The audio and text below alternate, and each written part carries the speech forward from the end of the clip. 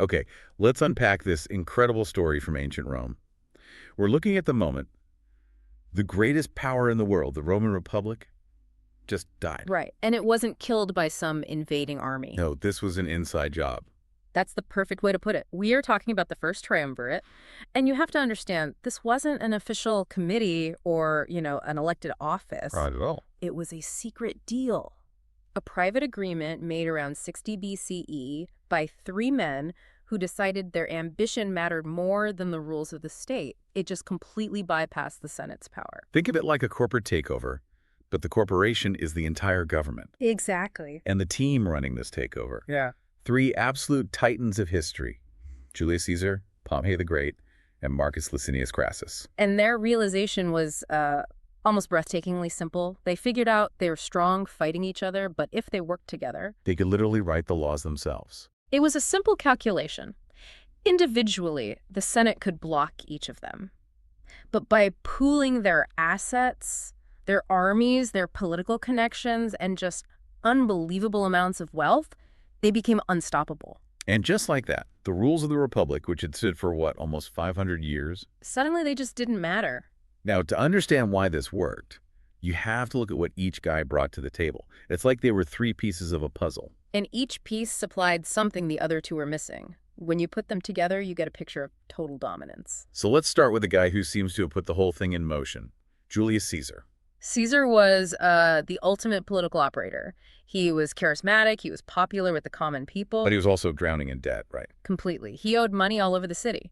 So his contribution was his political skill and his popularity, but what he needed desperately was a high military command. For fame and, more importantly, for the money to pay off his lenders.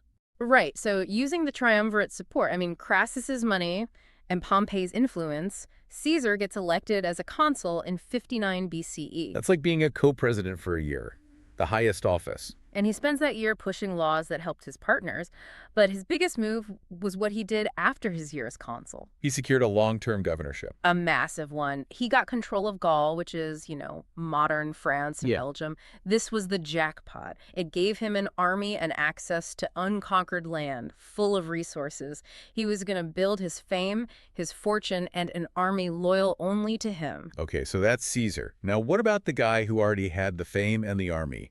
Pompey the Great. And that wasn't just a nickname. The man was a military legend. He'd already cleared the entire Mediterranean of pirates, a huge achievement. And conquered huge territories in the east for Rome. So Pompey was the military backbone of this whole deal. He had the prestige, and he had thousands of loyal veteran soldiers. So if he was already so successful, why would he tie himself to a bankrupt politician like Caesar? What was in it for him? He was angry.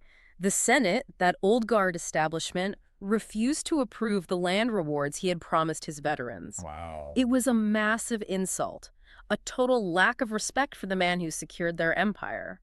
That drove him straight into Caesar's arms. It was about his honor and taking care of his men. And to seal the deal, he married Caesar's only daughter, Julia. A smart political move, but by all accounts it became a real family bond. It held them together. Pompey stayed in Rome to manage things while Caesar went off to Gaul. Which brings us to the third leg of the stool, Marcus Licinius Crassus. The money man. He didn't have Caesar's charm or Pompey's war record, but he had something neither of them had enough of. Unlimited cash. He was the richest man in Rome. And he was, let's say, creative in how he made it. I've heard about this. His real estate method was ruthless. Absolutely. When a fire broke out in Rome, which happened all the time, Crassus would show up with his private fire brigade, and he'd offer to buy the burning building for a ridiculously low price. If the owner refused, he'd just let it burn to the ground, then buy the empty lot later. That is next level. He also made a fortune from silver mines and, buying up the property of political enemies who'd been executed. That fortune was his contribution. He funded the campaigns, the bribes, everything needed to make the triumvirate's plans happen. But he wanted more than money. He was still overshadowed by Pompey's military glory. Exactly. He had defeated the slave revolt of Spartacus, which was a big deal, but it wasn't the same. He wanted a great military victory of his own. For a while, though, his presence was the glue. He was the balance between the two massive egos of Caesar and Pompey. And for a while, the plan worked perfectly. While Pompey and Crassus ran things in Rome, Caesar went off to become a legend. He spent nearly 10 years fighting the Gallic Wars. And this wasn't just minor skirmishing. He conquered dozens of tribes and added a huge new territory to Rome. And he was a PR genius about it. He wrote these detailed reports, his commentaries, and sent them back to Rome to be read out loud. He was basically running his own public relations campaign from the front lines. It made him a massive hero back home. And it also did something else, didn't it? It shifted the loyalty of his soldiers. Critically, he made sure they were well paid with the spoils of war, so they became loyal to him personally, not to the Senate in Rome.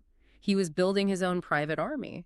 And then he leads the first Roman expeditions across the English Channel to Britain.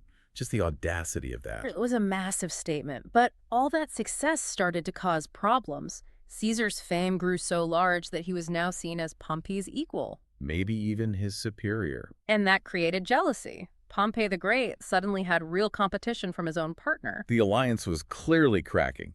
They had to hold an emergency meeting in Lucca in 56 BCE just to hold it all together. It was a renegotiation. Caesar got to stay in Gaul for 5 more years, and in return, Pompey and Crassus got to be consuls again in Rome. It patched things up, but only temporarily. Because the real bond holding them together, the personal one, was about to break. The death of Julia, Caesar's daughter, and Pompey's wife. That was the point of no return. It really was. All sources say she was a genuine bridge between the two men. When she died, that family connection was gone, and the Senate saw an opportunity to split them for good. But the final blow to the triumvirate came from Crassus himself. Still chasing that military glory, he launched a massive invasion of the East against the Parthian Empire. A decision that turned out to be fatal. Completely fatal. He marched his army into the desert and was annihilated at the Battle of Carrhae in 53 BCE. And this wasn't a close fight, was it? Not at all. The Parthians were masters of horse archery. The Roman legions, built for close quarters fighting, were just sitting ducks in the open desert. It was a disaster. So Crassus is killed. What does that do to the political situation back in Rome? It's a political earthquake. The mediator is gone. The balance is gone. The Roman world is now split between two men, Caesar and Pompey. And there's no one left to keep the peace. None. Pompey sides completely with the Senate, and they issue an ultimatum. Caesar must give up his army and return to Rome as a private citizen. To face trial, which is basically a death sentence for him politically. Absolutely. His enemies would have destroyed him. He knew returning without his army meant ruin. So he offers a compromise. He says, I'll give up my army if Pompey gives up his. A fair offer, maybe, but Pompey and the Senate refused. They declared him a public enemy, and that was it. The line had been drawn. Which brings us to January 49 BCE. Caesar and his army arrive at the Rubicon River. A tiny little river, but it was the legal boundary. No general was allowed to cross it with his army. To do so was high treason. It was a declaration of war on your own country. You can just imagine him standing there, right? Knowing that if he crosses, there is no going back. The historians say he hesitated and then declared the die was cast, the decision was made. Then he led his men across. This move completely surprised Pompey. He wasn't ready for an invasion. He was totally unprepared. So he and the Senate fled. They went across the sea to Greece to try and gather a bigger army. Which means Caesar just walked into Rome without a fight. He did, and the first thing he did was seize the state treasury to fund his war effort. The final showdown happens in Greece at the Battle of Pharsalus. Caesar was badly outnumbered, but his veterans were just better. Better trained, better led, fiercely loyal. He won a crushing victory. Pompey escapes and flees to Egypt, which turns out to be a fatal mistake. The advisors to the pharaoh there, they were afraid of Caesar, so to get on his good side, they had Pompey killed the moment he stepped ashore. And when Caesar arrived and was presented with Pompey's head, he wept. The head of his former friend, his son-in-law.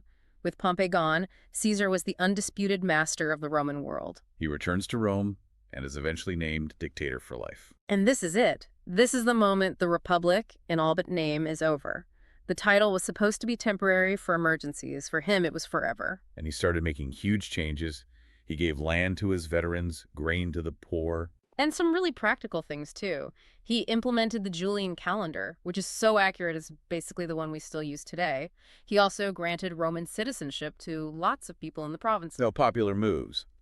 But the old guard, the senators, they saw him as a king. A tyrant.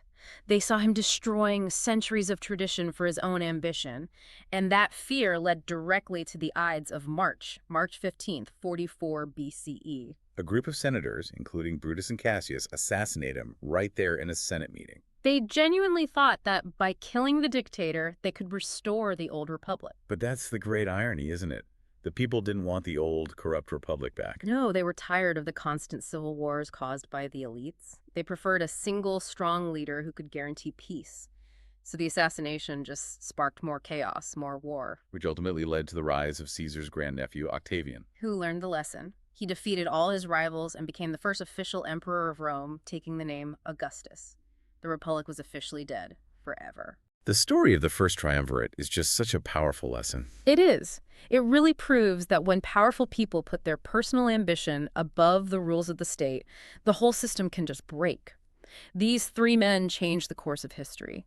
It makes you wonder how fragile any system can be when that happens. Good luck with your studies.